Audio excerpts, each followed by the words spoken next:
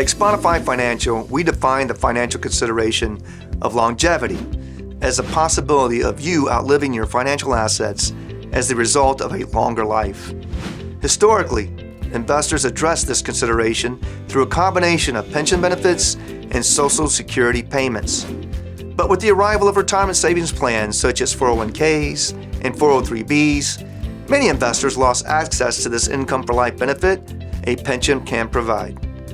When you couple this retirement savings change with the fact that people are living longer, we must now consider that longevity risks are present as a central part of a sound financial plan. Research says that if you are 65 years old today, there is a 90% chance that you and or your partner will live to the age of 85, and a 73% chance that you and or your partner will live to the age of 90. This means that we should realistically plan for a 20 to 25-year retirement. It's no surprise that running out of money in retirement is a top worry for many Americans.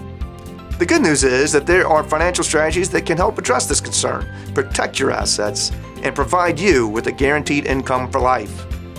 If you're tired of not knowing what your retirement will look like, or whether or not you'll run out of money, give us a call at the number shown, or simply book an appointment on our website at www.xponify.com. Stop worrying and retire with confidence. Book your appointment today.